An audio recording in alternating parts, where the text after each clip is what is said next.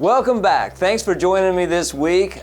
Today we're on video 154. And as many of you know, a couple of weeks ago I had cataract surgery on my left eye. Now I'm only 62 years old and I wouldn't think that I'd need to have cataracts or whatever replaced at such an early age. But I did, and the left eye went pretty well. I'd already had 5 other procedures done on my left eye, so it was difficult for him to do a really great surgery. But it came out really well. I can read now without glasses. I can see from here to about 10 or 15 feet really clear, and then it gets a little fuzzy afterwards. But last Friday I had my right eye done, and they inserted the contact, or inserted the new lens in, and now I can see really, really well. Everything is really clear. At night I can see, and I am just so impressed. I had a doctor in Oklahoma City, his name is Dr. Brad Britton, and he's not paying me to say this. It was an incredible experience. I'm so happy to be able to see. Thank you, Brad Britton, for making it where I can see the world. Now, that's something that's interesting to think about. How do you see life?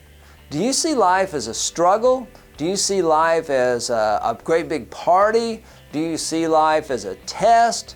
How do you see life? Do you see life as something you got to bear and work on? Or do you see life as something you want to sleep through? How do you see life?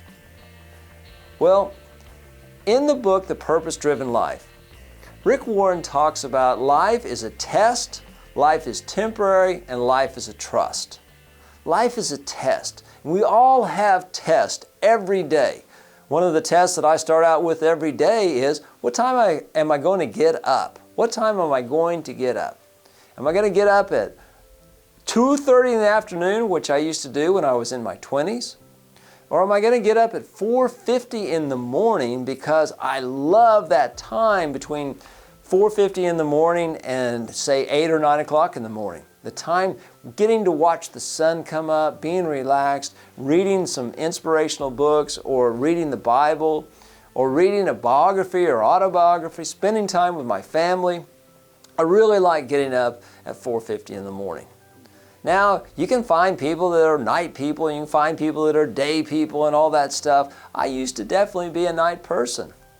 And one of the reasons why I was so much a night person is because there's not the responsibilities for me at night that there are during the daytime. During the day, I have to be a little bit more responsible. I have to fit into society a little bit more, you know, like I got a job and they wanted me to come to work at a certain time. Well, I didn't have anything like that going on at night. So I made a decision that I want to be successful. Now, what is success? To me, success is achieving worthwhile goals. Okay? I have some goals. One of my goals, and many of you know, is I want to learn Spanish. I want to be able to communicate with all the people that live in the United States that their primary language is Spanish. Well, I could say they need to learn English. Well, I need to learn Spanish. And if I learn Spanish, they'll learn English, and we'll have a better society.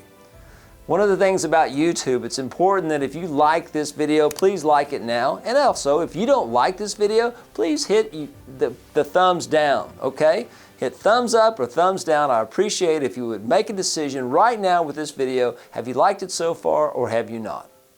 And if you have not, continue to listen. We'll see if we can give you some information that will benefit you. Many of you know that my philosophy is the more I give, the more I live. So I give my efforts to making the world a better place.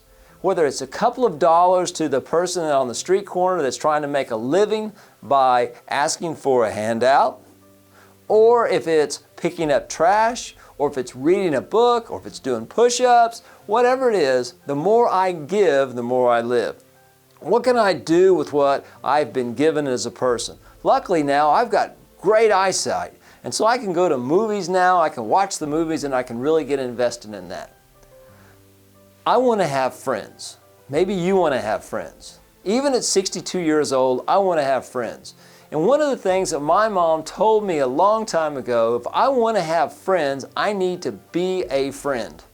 So I need to work on what is it that I could do that would benefit you in a positive way. What can I give you? Sometimes it's just my ear. You just want someone to listen to you. Sometimes it might be that I give you a ride to work.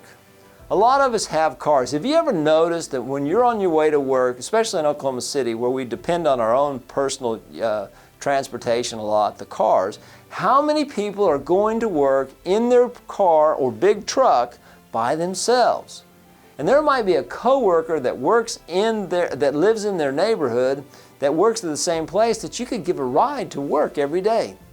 And then you could get to know each other. So being a friend is being around the person, having similar interests, having the same kind of values, having friends. Now, my definition of a friend is a person, when I'm around them, I enjoy life better. And I can learn from my friends. I've got all kinds of friends. And I think I mentioned this a couple of weeks ago, is I've got friends that are really, really successful in business, way more successful in business than I am. And then I've got friends that are about the same amount of success in business. And then I've got friends that are just now starting out in business. They're just now starting their business. I think it's important for me to have three kinds. People that I can learn from, people that were on the same level, and people that I can help to come up a level. Not only in business, but also in fitness, okay?